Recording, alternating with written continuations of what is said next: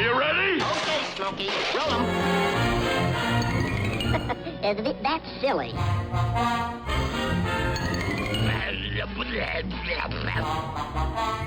him now! Shoot him now! I gotcha.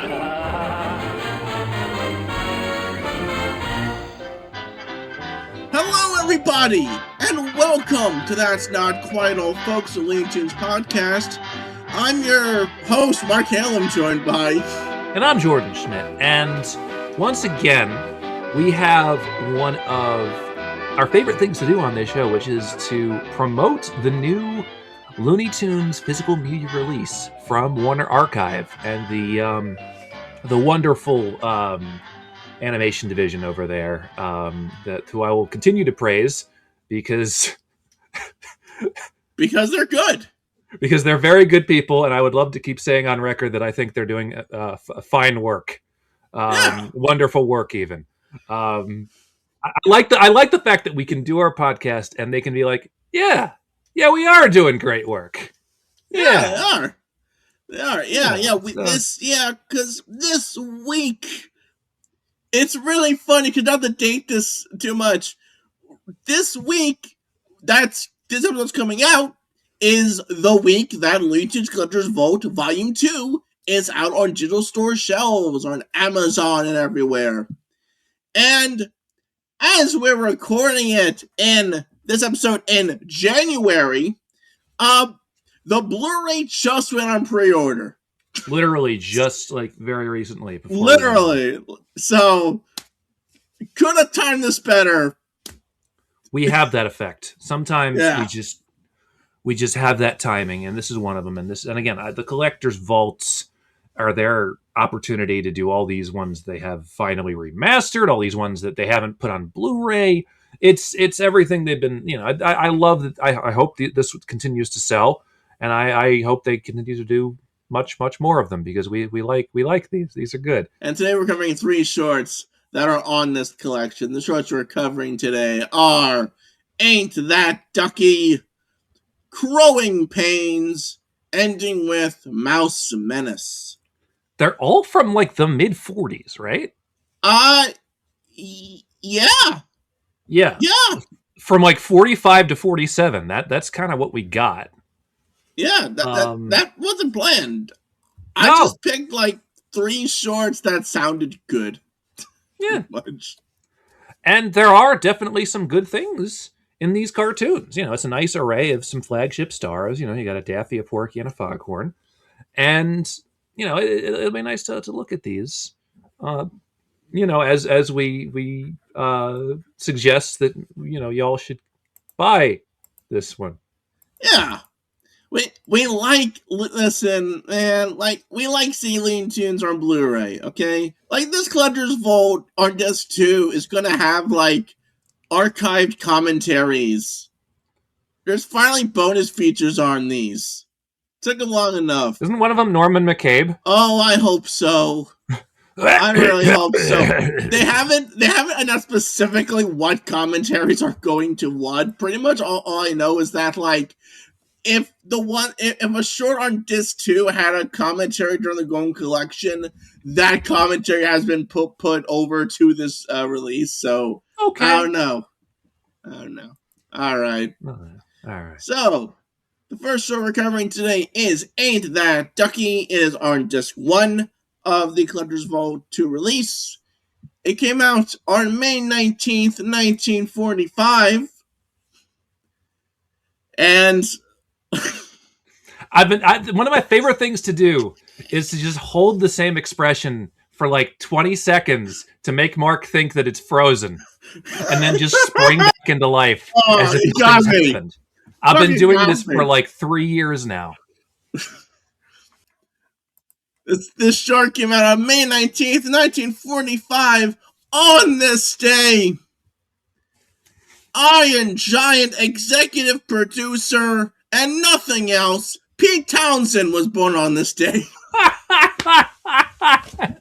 And whatever, he got paid. Pete Townsend, a.k.a. the guy that came up with the concept of Tommy. And I don't know if any of you guys out there have ever listened to Tommy front to back and tried to get a sense of the story.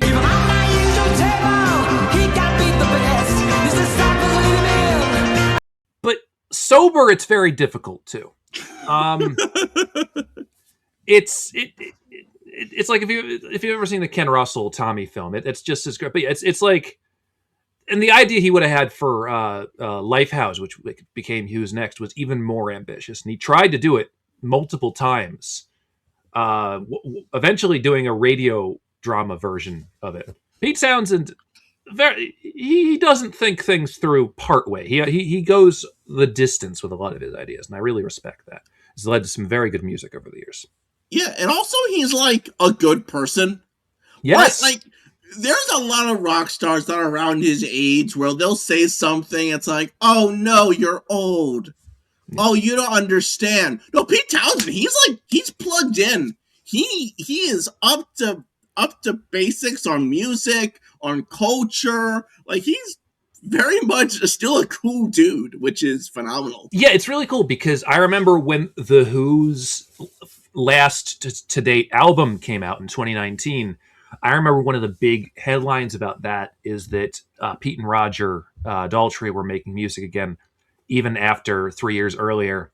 Pete had voted against Brexit and Roger had voted in favor of Brexit. Finally, very last one, Brexit looks like it's getting further and further away.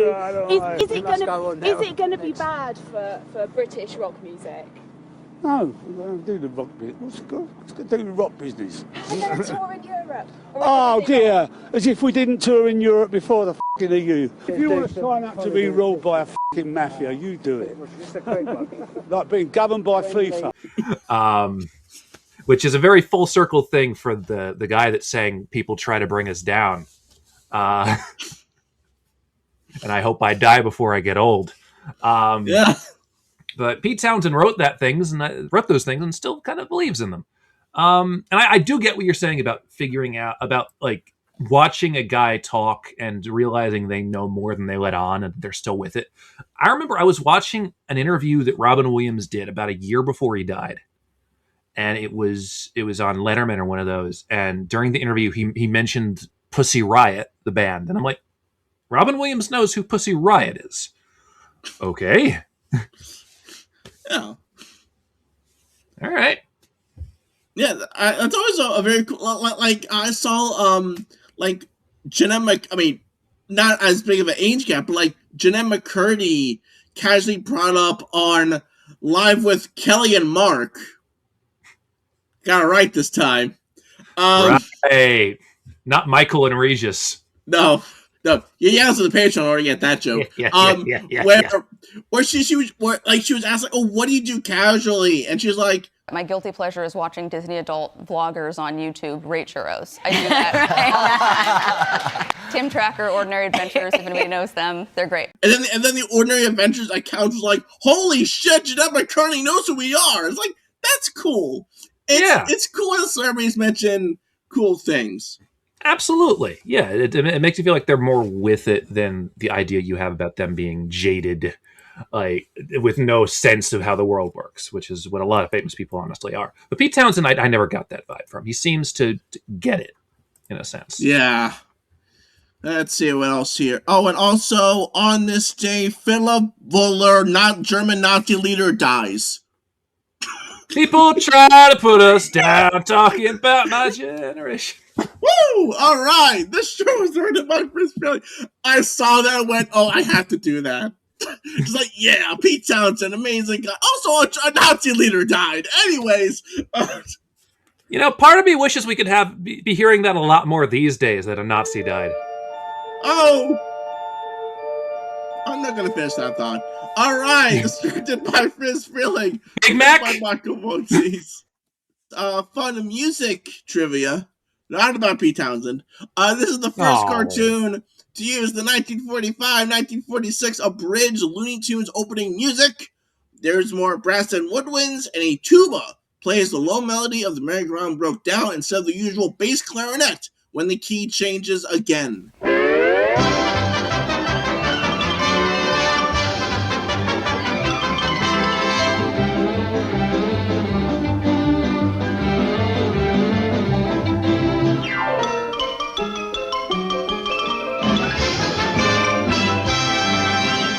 Gotcha.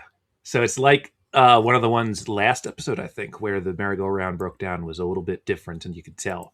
So again, around this era, they're doing things a little different. Yeah. And this cartoon has a celebrity in it, which is Pete rare. Townsend? Wow! Just Daffy Duck goes up to the jerk duck. Excuse me, anything wrong? Done. I mean, pretty much. No, it's Victor Moore. Victor Moore. Yeah, Victor Moore. An American actor of stage and screen and a major Broadway star from the late 20s to the 1930s. He was born in Hamilton, New Jersey. So. Okay. Yeah. Great. He, today, okay. Your star may have faded a lot. Where even in your Wikipedia page, which, yes, I am reading this from the Wikipedia page, because let's be real here, it says, today's audiences know him as the star of a Christmas-themed movie that has become a perennial. It happened on 5th Avenue from 1947. Moore plays a vagrant who occupies a millionaire's mansion without the millionaire's knowledge while the owner is vacationing. It's not even the most famous movie from the late 1940s that mentions a street and takes place during the Christmas season. No! Because, if he was like Santa in Miracle on 34th Street, that's one thing. Who the fuck is... If he was Edmund Gwenn, that'd be a whole different story. But no, when your Wikipedia comes off like the Troy McClure, you may remember me from such films as... Yes! That's exactly what this is. So, he plays the hunter, and supposedly what the story is, again, we don't have confirmation or anything, so, supposedly, he was shown a caricature of him as I guess there's one instance they asked his permission. I don't know. Maybe the Bing Crosby, I was gonna say, why didn't they do that with Bing? Maybe the Bing Crosby almost lost it, scared them. They're like, okay, if we're gonna do Victor Moore, let's show this to Victor Moore and see if he likes it. Meanwhile, they keep doing the same 3 Peter Lorre caricatures and not asking his fucking permission. No. So I guess they showed Victor Moore, hey, we want to put you in our cartoon. Is this okay? And he said, not only is that okay, can I voice him? Can I be in the Looney Tunes with Daffy Duck? And I guess they're like, okay, sure. So he's here as the hunter. And it's very weird because they put him in the same clothing as Elmer Fudd. Yeah, again, I'm watching this without knowing that subtext and thinking, okay, did Elmer Fudd ask for too much money? Is that what happened? I'm going on strike. I was just thinking, is this Elmer Fudd's dad? Elmer Fudd's dad. It's I don't know. What's a name that's even whiter and older than Elmer? Oh God. Ogden. Ogden Fudd. Ogden Fudd, yes. Alright. So, this cartoon begins with Daffy Duck bathing, in which he sings a song about cleaning, which had me going, wait a minute. At WB, they have another cleaning yourself song? Every movement has some meaning all its own. Woohoo! Every thought and feeling by some gesture can be shown. And every love thought that... It's not just singing in the bathtub. They gotta have a niche. Yeah, so Daffy Duck is washing himself, and he hears outside of his barrel, I think that he's bathing in, he hears a baby duck crying or maybe chick crying. It's like a yellow small bird. It's crying, and he's holding a suitcase. So it's like, okay, what are we doing? Like, my mother abandoned me, now you have to take care of me plot? No. So Daffy goes up to this chick and like, hey, listen, is there anything I could do to help? Is she really upset? And the chick does a very classic, in fact, one would say it's the only thing he does in this fucking thing. He says, shut up. That's the only lines in this. It's either, shut up, or references to things we do not have the time to explain. Like Victor Moore. Yes. So, Daffy is like, oh, okay. Piss off. He's about to leave. But then the hunter comes along. And now Victor Moore isn't doing it. They dress him up like Elmer. But he's not doing an Elmer Fudd voice. No. He's just being Victor Moore. And listen, folks, this being my introduction to the talents of one Victor Moore. Oh, hunting I will go, hunting I will go, oh, dearie, oh, hunting I will go. Victor Moore's not good at this. No. I'm like, the whole time he's doing his shtick, and I'm going, we really couldn't have gotten Elmer for this? It would have gone so much better if you could just have Elmer do it. What makes this funnier by Victor Moore doing this, other than something that can keep the audiences in 1945 warm? You know what this is? This is like a really bad Family Guy joke where the joke is that it's a reference. Yes. You know? It's like, this is just as loony as the time that Victor Moore was Elmer Fudd. Hello, wow, it's my special guest, Victor Moore. Hey, say that thing you always say.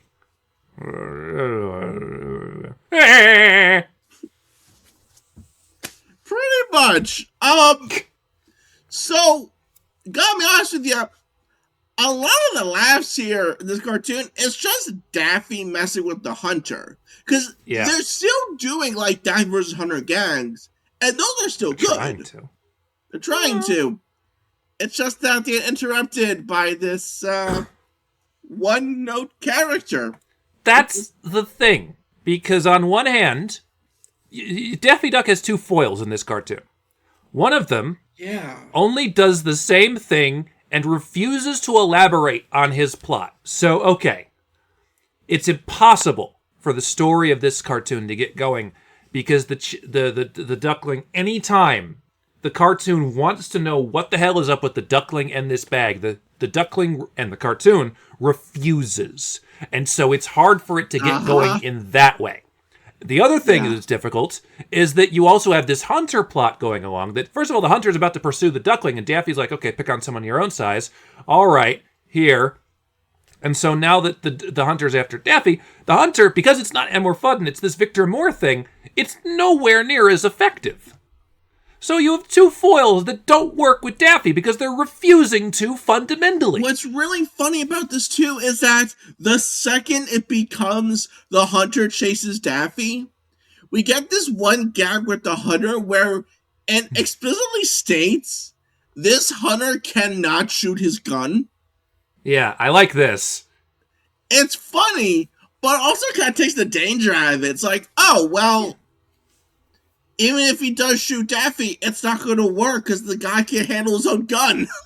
Yeah, like I like the animation of every time that the hunter fires, he's just blown back to all the way to three cities over by the gunfire, then runs back, tries it again, and I just love One of the few Victor Moore lines that actually worked for me. He just goes...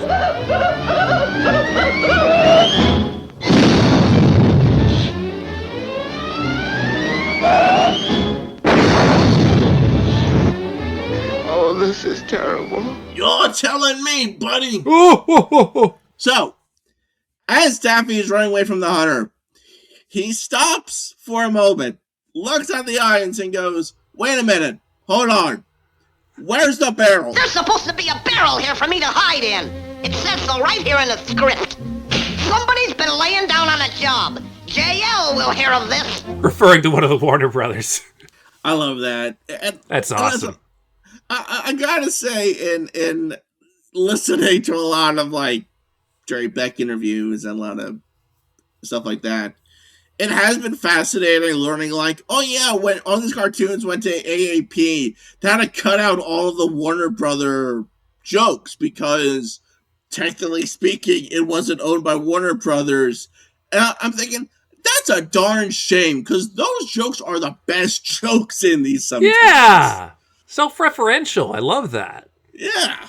So a hand just comes in and paints a barrel, which, rented by Michael Maltese, you say, huh? Okay. Oh, yeah, no, really? Okay.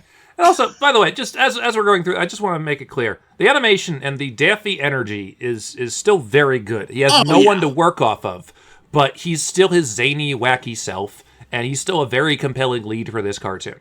So, like, in case people think that there's no, like, redeeming qualities, it is still a 1940s Daffy Duck cartoon. So it's still got that going for it.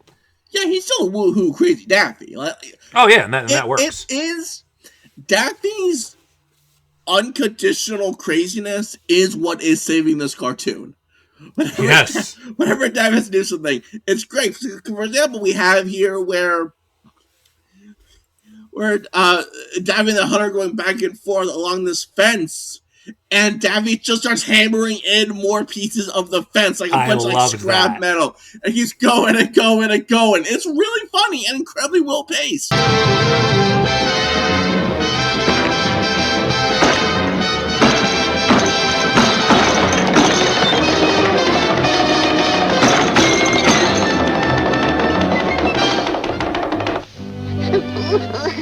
Now look, Johnny, be a good little boy, and let's see in that case. Go pay your papers! Yeah, that's honestly one of the best gags of this whole cartoon. And then, look, there are actually good gags in this, but like, especially from this point forward. But like, yeah, that's what I'm okay. This is the gag mentality that I enjoy. That's saving this a little. Yeah, it is. And then we get which again, like, oh, Michael Maltese wrote this, huh? Daffy replaces himself with a cardboard cutout of himself. Yeah. To throw off the hunter. The hunter, great animation of the hunter running up to the camera and slamming into the fake Daffy Duck. Yeah. Love that. I like that zoom, yeah.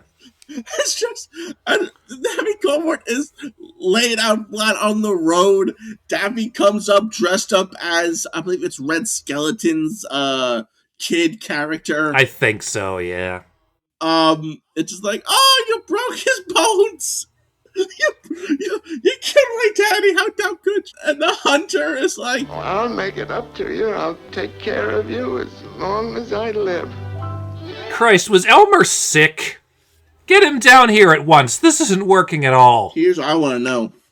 I think, because the boys at Termite Terrace were pranksters, do you think the fuck with Arthur Q. Bryan, they're like, Arthur, we're not satisfied with your Elmer. We have brought in a new actor to play Elmer Fudd and just show this cartoon. It's literally the gag from Spider-Man 2. Here's what they want. All right, practicing and action. This precious target is the fuel that makes this project go. There are only 25 pounds on the planet. I want to thank Harry Osborne and Osborne Industries for providing it. Excellent, Willis. This is Arthur Q. Bryan going, no, please! Oh my goodness, you cannot be serious! And then just like Chris Freeling just dies laughing. Oh. Frizz comes in and goes, "Now do you want the same contract you've been getting?" We're going to be hearing no more of this Mel Blanc gets more billing than I, are we? Fall in line, Arthur. Fall in line. Or as you would say it, fall in wine. Anyway, the duckling comes back, takes off the disguise, reveals that it's actually Daffy. And it's at this point, like, Daffy even says to the duckling, "Hey, this gag is getting old," or something like that. Like, even Daffy admits, like, "Yeah, this ain't working." No. What is your deal? Every time that duckling shows up, the fun has to stop. I don't like that. Every time the duckling appears, someone should be asking, "Hey, where's Daffy?" Yes! To inverse a Poochie. I don't know. Yeah, an inverse Poochie, which is, I think it's one of your Tijuana sex moves. I think so. An inverse Poochie. Yeah. We put the sunglasses on the other side. Anyways. So... The other side of what? Only in Tijuana will you find out. So... I hate this. I've never seen such bewildered Jordan before. Okay. When the joke... It's like in this cartoon, actually, when the joke just refuses to make sense. Alright. So, Daffy and the hunter team up. They think they've stolen the briefcase. Somehow they lose. The duckling hits him with a... Wait, no. Yeah, no. Yeah, the cartoon's trying to progress and the duckling won't let it. Yeah, what, like the duckling hits him with a mallet? Well, I like that because there's the timing of the duckling slamming Daffy down the mountain twice. And you don't even need to see what happens. You just see him peel down the mountain. And you see the hunter peel down the mountain. I like that. But, like, yeah, it's like refusing to go anywhere. Almost defiantly. Yeah, so eventually they get on the mountain and finally open the suitcase. They look at it. They're horrified. Like, "Oh no! This is terrible! This is the worst thing we could possibly find! What is it?" It's the end of the cartoon. Oh my, this is awful. It's worse than that. It's phantasmagorical. How can we face it? Yeah, it's basically, the cartoon is making fun of you for caring about it. Which I don't like that. Which I feel we covered that before. I think there's another cartoon we covered where it did a similar thing. I think so, yeah. But, like, never before have I seen a cartoon just refuse to actually get going and then act like it was never supposed to. It's like, this cartoon felt like it was gaslighting me. Yeah, you know what? Yeah. That's exactly what it felt like, honestly. Yeah, this, listen, Daffy's the best part of this cartoon. Yes! And the animation and some of the pacing is really good. There are really good gags in this. But when you have two bad guys, it just makes the cartoon that much more tedious. I was feeling the tedious nature of this cartoon, especially at the end, where even I was going like, okay, come on, let's just get on with it. Because I gotta tell you, I hate to put the writer's hat on because that's like the worst Christmas we could possibly do. But how about this? Every time one of them gets the suitcase, it's an explosive, or it's something that causes them harm. So the whole cartoon. fundamentally, this is... Waste my time. Yeah, fundamentally, this is all over the place. There's not a solid story hook. Almost by design. The hook is just Daffy trying to get away. The hunter isn't anywhere near as effective as Elmer. The duckling does one thing, and that thing is annoy me. There are great gags in this. The wackiness drives it further than it would otherwise. But I could not get much of a foothold on this one at all. Again, it felt like the cartoon did not want me to get a foothold on it, which is not a good thing. You want the audience to be able to follow with you. You shouldn't be opposing the audience. Especially if you're a Daffy Duck card. Unless you're trying to do this anarchic, like, screw the audience, like, anti-humor thing.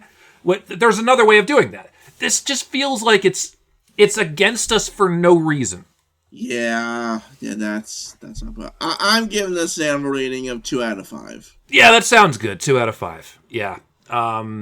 It's very well animated, and it's a very good way of using Daffy. It's the things this cartoon does and the ways that it does it that just really pisses me off.